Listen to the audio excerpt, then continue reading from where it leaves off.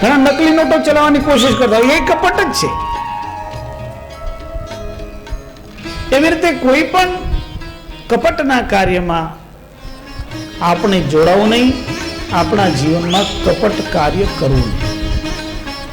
ધૂર્તત્વનો સંપૂર્ણ ત્યાગ જરૂરી છે. એટલે આ 13મો શૈવ્ય કર્મ ધૂર્તતાનો ત્યાગ. ચતુર્દશ કર્મ જેનો છેલ્લે ત્યાગ કરવાનો છે, એનું નામ છે અહંકાર. આઢ્યો વિજનવાન અસ્મિ કોન્યોસ્તિ સદૃશો મયા. હું એમ છું, મારા જેવો બીજો કોણ? હું સૌથી સમર્થ છું.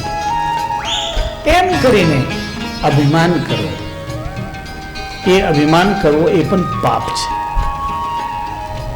માનવીએ અભિમાન છોડી દેવું અને અભિમાનની જગ્યા નમ્રતા કેળવવી. જે નમ્રતા છે એ ભક્તિ બને છે અને અભિમાન છે એ પાપ બને છે. એટલે ઘમંડ છોડી દો.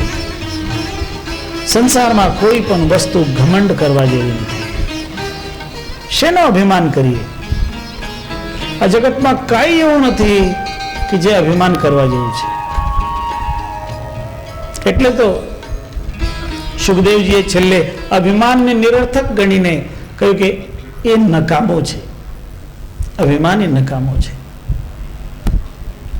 સંતોએ તો અભિમાનીની તુલના બકરા સાથે કરી છે.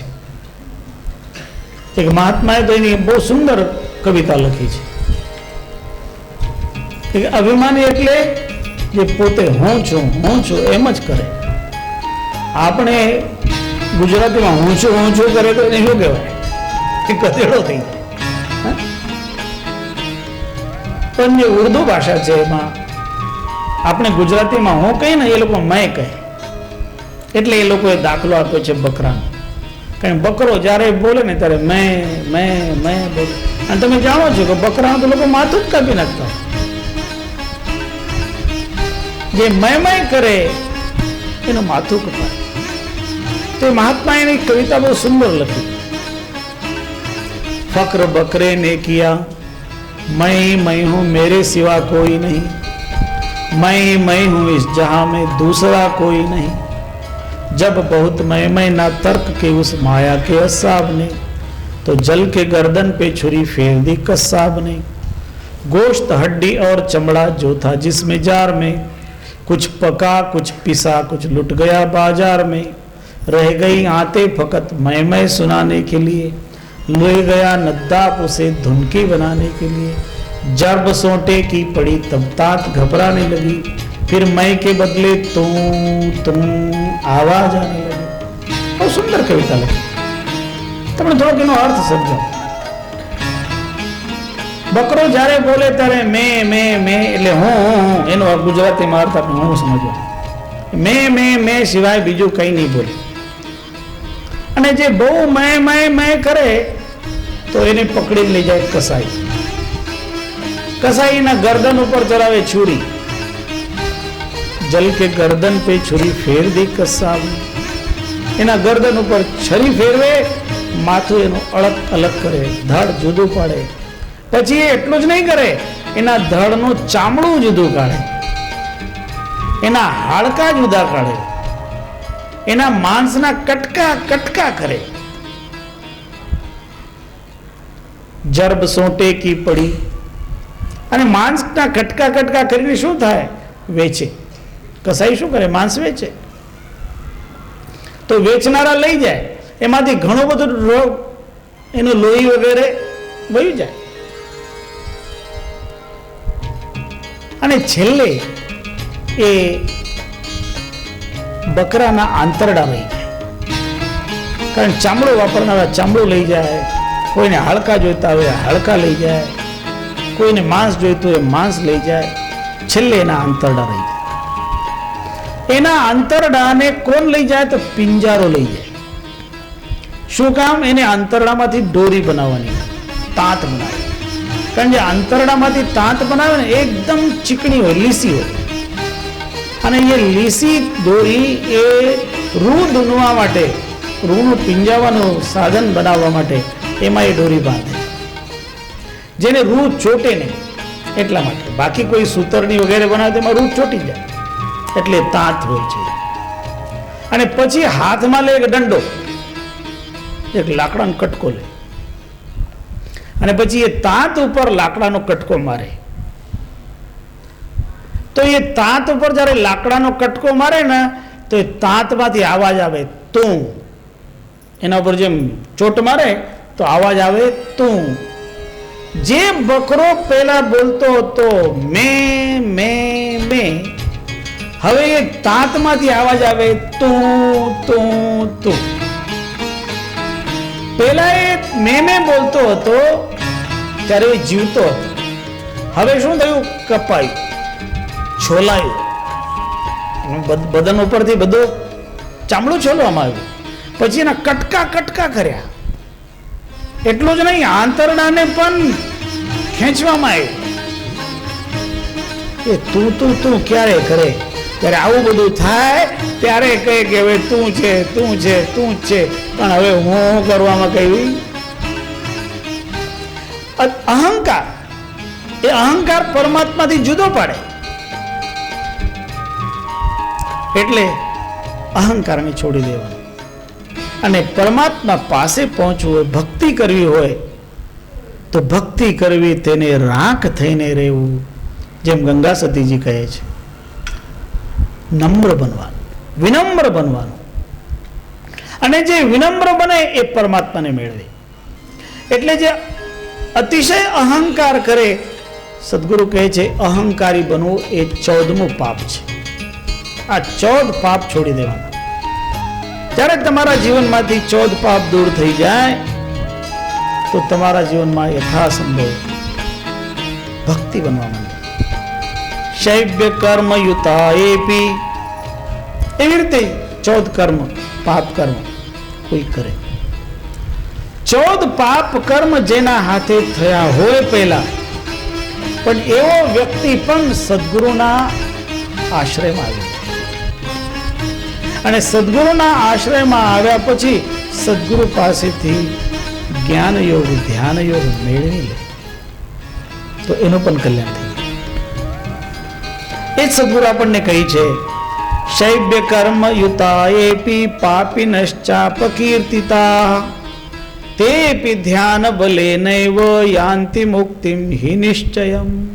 સદગુરુના શરણમાં આવી જાય તો પાપી પણ પાપથી મુક્ત થઈ જાય છે. 14 પ્રકારના કરેલા પાપ પણ સદગુરુના સાનિધ્યમાં આવીને સદગુરુનો સત્સંગ કરવાથી અને ધ્યાન યોગ કરવાથી એ પાપમાંથી મુક્તિ આ જીવાત્માને મળી જાય છે. જીવઘાતી સુરાપી ચ માંસાદો માતૃજારક જ્યેષ્ઠ ભ્રાતુર વિહંતાયસ ત્યજેત તત્કર્મકમ યધિ.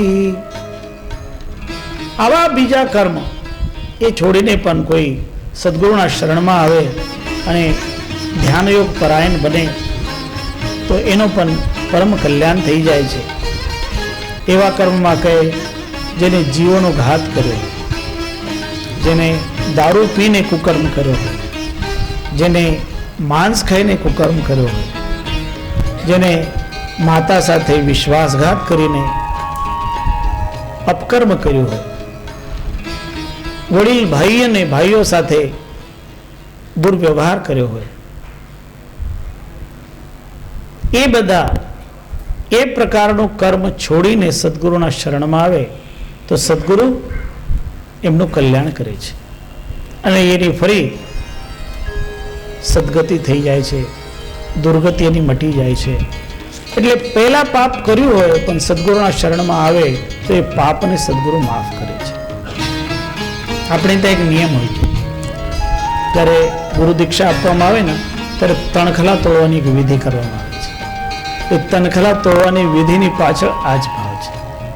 એના પૂર્વકૃત પાપ કર્મ દૂર કરી નાખવા અને એને સત્કર્મમાં એની રતિ વધે એના માટે એને પ્રેરણા આપવા. ભ્રૂણ હત્યા કૃતા એન વિપ્ર હત્યા તથૈવ ચ ગોમેદો ભક્ષિતમ એન ત્યજેત તત્કર્મકમ યદી. કે જેના હાથે ભ્રૂણ હત્યા થઈ હોય, ઘણા લોકો આવું સાંભળવા મળે છે કે માતાના ગર્ભમાં બાળક છે કે બાળકી એનું પરીક્ષણ કરાવે છે કે દીકરો હોય તો રહેવા દો ને દીકરી હોય તો. આવા ઘણા લોકો હમણાં તો આવા લોકોને હવે કાયદાથી વિરુદ્ધ છે, આવું કરવું જ નહીં જોઈએ, કારણ તો ભ્રૂણ હત્યા પાપ છે. હમણાં થોડા વખત પહેલા એવી એક જગ્યા સાંભળ્યું કે હવે એક વિસ્તાર એવો થઈ ગયો, એ સમાજના લોકોમાં છોકરાઓની સંખ્યા વધારે, છોકરીઓની સંખ્યા ઓછી. હવે એને દીકરાઓના લગ્ન કરવા હોય તો છોકરી મળતી નથી, એટલે પછી ક્યાંક આદિવાસી વિસ્તારમાંથી કે ક્યાંક દૂર દેશમાંથી છોકરીઓને વેચાતી લઈ આવે. અને એમાં તો ઘણા એવા છોકરીઓને લઈને આવનારાને ટોળકીઓ બનીને લૂંટીને જાય. એક એક છોકરીની 10-10 જગ્યા પર ના આવે. આ બધું થાય એનું કારણ શું? જ્યારે ભ્રૂણ હત્યા ચાલુ થઈ એનું પરિણામ આ છે. એ પાપ છે, એ ભ્રૂણ હત્યાથી બચવાનું. કેવી રીતે માનવી પાપ કરે છે? સ્વાર્થ એમ સમજે કે મારી દીકરીને પરણાવવું ન પડે, દીકરીના કારણે દુઃખી થઈશ, એવી કલ્પના એના મનમાં આવે. અરે દીકરી દુઃખી જ કરે છે જરૂર નહીં. અમે તો ઘણી જગ્યાએ એવું કહ્યું છે કે દીકરાઓ દુઃખી કરે, દીકરી સુખી કરે.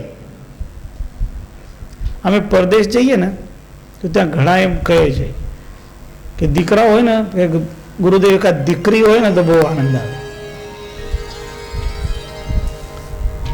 દીકરો હોય કે દીકરી, એને સત્પાત્ર બનાવો અને કોઈ પણ ભ્રૂણની હત્યા નહીં કરે. આપણે તો હત્યામાંથી જ બચવાનું, શું કામ કોઈ પાપ માથે લેવાનું? માનવીએ હત્યાનો નિરંતર વિરોધ કરવો જોઈએ. પણ કદાચિત કોઈ વ્યક્તિ દ્વારા એવી હત્યા થઈ ગઈ હોય, અપરાધ થયો છે, પણ એ અપરાધી વ્યક્તિ એ અપરાધનું પ્રાયશ્ચિત્ત કરવા માટે સદગુરુના શરણમાં આવે અને સદગુરુ પાસેથી જ્ઞાન લઈને એ અપરાધ પુનઃ નહીં કરવાની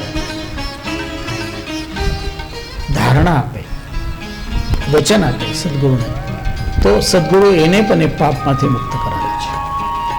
ભ્રૂણ હત્યા કૃતા એન વિપ્ર હત્યા તથૈવ ચ ગોમેદો ભક્ષિતમ એન ત્યજેત તત્કર્મકમ યદી. પણ એવા પાપ છોડવા પડે. તમે એમ કહો કે ગુરુના શરણમાં આવ્યા અને પાપ કરતા જ રહો, તો એને ગુરુ શું કરે? ગુરુ બિચારા ક્યાં કરે? જો શિષ્ય માહી ચૂક, ભાવે તે પરબોધીએ બાંસ બજાય ફૂક. કબીર સાહેબની વાણીમાં આવે કે આ બાજુ જ્ઞાન આપ્યું અને એ બાજુ કાનથી કાઢી નાખ્યું, તો એક બાજુ સાંભળે ને એક બાજુ કાઢી નાખીને અંદર કઈ ટકે જ નહીં, તો પછી એને જ્ઞાન લઈને જ્ઞાનનો અર્થ શું? એટલે પાપ છોડી દેવા.